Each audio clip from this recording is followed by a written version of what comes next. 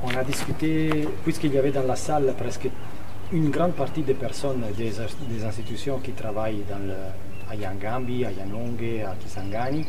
Le sujet, c'était un peu la gouvernance du paysage, ce paysage qui englobe toutes ces villes que je viens de mentionner. Et comment nous allons essayer de l'organiser, de la mettre sur place, comment nous devrions travailler pour que toutes les activités que nous faisons aillent le résultat escompté. Et pour moi, la gouvernance, c'est fondamental. C'est un sujet, même le secrétaire général vient de le répéter, c'est le sujet principal pour que nos objectifs, l'évitation de la déforestation et le bien-être local puissent avoir lieu. Mais comme je dis, alors, il y a deux choses fondamentales, la coordination et la prise de décision. Il doit y avoir des institutions au sens large, qui sont organisées pour que cette prise de décision puisse être faite d'une manière collective. Et ces institutions sont tant au niveau local, quand vous parlez avec les églises, les chefs coutumiers, les chefs de gouvernement, qu'au niveau provincial, au niveau du gouvernorat par exemple, ou de coordination provinciale des différents ministères, qu'au niveau de Kinshasa, quand des décisions doivent être prises au niveau un peu plus large. Donc c'est vrai que tout n'est pas parfait, mais de par sa définition, c'est un processus, cette amélioration du cadre de gouvernance. Alors maintenant, le problème est de dire, est-ce que nous ne faisons rien parce que les choses ne sont pas parfaites, ou est-ce que nous prenons les choses et nous essayons de les améliorer au fur et à mesure que nous avançons? Il y a plusieurs dimensions des problèmes d'amélioration de gouvernance. Une particulière pour ce qui concerne la réserve de biosphère de Yangambi aujourd'hui, c'est la superposition de différents titres, de différentes utilisations des terres qui ne devraient pas être. Et donc, des actions sont nécessaires pour que cette superposition puisse être réglée, encore une fois, dans un cadre de gouvernance où on peut tous discuter et une compagnie qui peut avoir une superposition et la MAB qui peut avoir la réserve de biosphère et l'INERA qui a sa concession.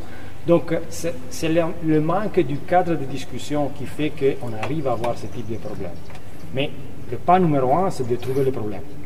Une fois qu'on a les problèmes, on essaie de créer la structure pour les résoudre.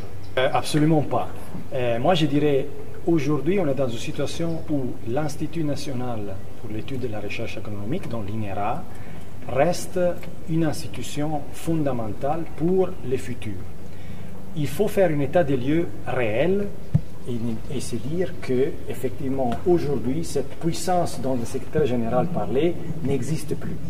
Mais si on a un plan de développement, je pense que l'endroit, l'environnement, la forêt qui existe encore, plus toutes les populations et donc les enjeux nouveaux de climat, de déforestation sont bel et bien là. Je pense que l'endroit se prête absolument à renaître.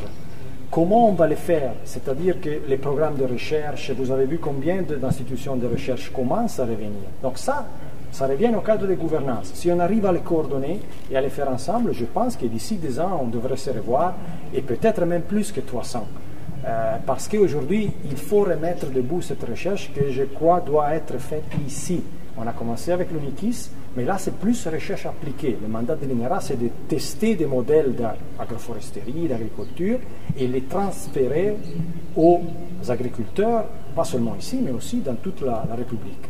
Donc ça, c'est un défi qu'on accepte, et je pense qu'il faudra qu'on le prenne tous ensemble pour se revoir dans 10 et 20 ans et voir si on y est arrivé. Absolument. Ben, ça fait partie de la même chose. C'est-à-dire qu'aujourd'hui, vous avez du personnel qui a des connaissances locales incroyables, mais c'est du personnel qui a été laissé un peu à soi-même pendant des décennies, et qui donc n'est pas au niveau de comment on fait la recherche, comment on la met sur place, comment on fait des...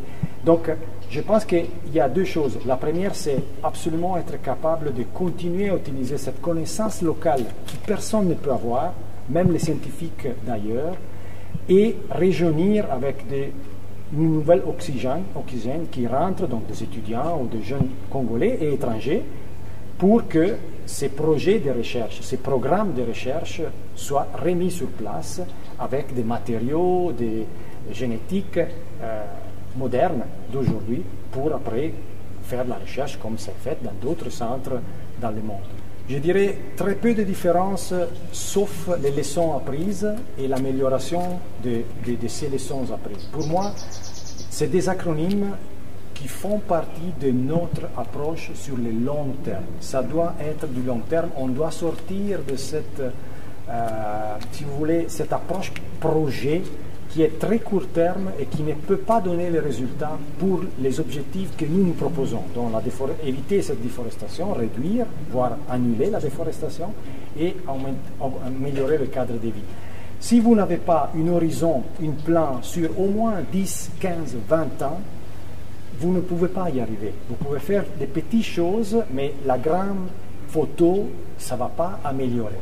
Et c'est pour ça que les différences pour moi sont, on apprend, on avance, on réinjecte les leçons dans la prochaine chose, mais vous allez continuer à se mettre sur l'amélioration du cadre de vie, sur les activités, les petites moyennes entreprises, sur l'intensification de l'agriculture, qui ne peut pas être faite d'un jour au lendemain. Donc donnons-nous un cadre 10 ans, voyons où nous serons dans 10 ans, et après on reprend pour les prochains 10 ans. Je pense, là c'est une province orientale, donc Tchoupo maintenant, je pense que oui, la réponse est oui. Le mot que je prends de votre question, c'est d'autres bailleurs. Alors, on doit sortir de cette dynamique, de cette dépendance de l'argent public. Et c'est ce que nous faisons. Donc, ces activités-là que vous venez de mentionner, aujourd'hui, sont des activités à eux, à elles. C'est des activités légales, formelles, qui ont du profit, qui font de la valeur ajoutée. Le fait, ce n'est pas de dire « Oh, ça marche à Yangambi, faisons le miel sur toute la République ».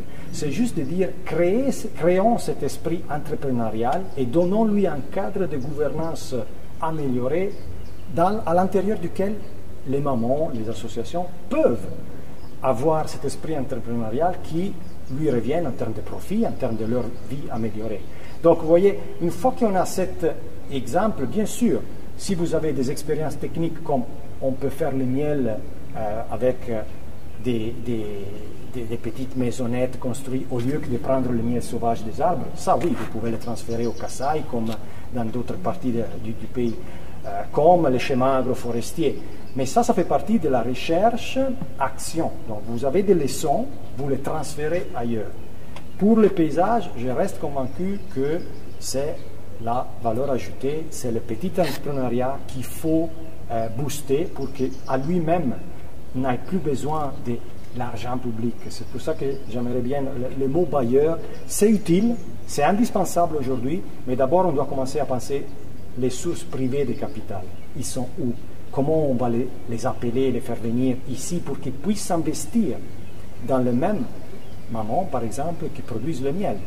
C'est un peu cette dynamique public-privé que je pense qu'il faut booster beaucoup plus plutôt que de rester dans toujours l'argent des bailleurs. Déjà, c'est magnifique de voir plusieurs de nos étudiants, des étudiants qui passent à l'UNIKIS depuis 10 ans, 15 ans, qu'aujourd'hui sont les présentateurs dans les salles de la conférence. De deuxième, vous voyez la première, elle avait eu lieu ici, la deuxième a déjà eu lieu dans des bâtiments magnifiques. Et ça, c'est déjà quelque chose qui montre que même à l'UNIKIS, il y a du nouveau, il y a des choses qui peuvent s'améliorer et qui peuvent aller de l'avant. Après, les résultats scientifiques, je les laisse aux scientifiques. Ce n'est pas mon domaine non plus. J'ai vu hier des poissons, la zoologie. Quand même, qu'est-ce que vous attendez? C'est un souhait. Ah oui, non, mais j'attends certainement que de la conférence, ça puisse sortir une nouvelle connaissance ou des choses partagées entre... J'ai vu des gens qui ne sont pas seulement congolais d'ailleurs, j'ai vu du Cameroun, j'ai vu d'autres pays, que ces réseaux puissent commencer à s'établir. C'est très important, vous savez, dans les conférences internationales, ces réseaux qui s'établissent, après ils se maintiennent, même quand les gens rentrent chez eux.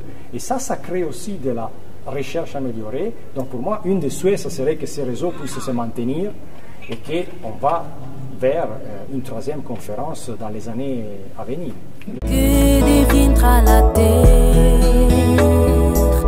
l'air d'un climatiseur ne remplacera jamais l'arbre. Faisons très attention et nous adaptons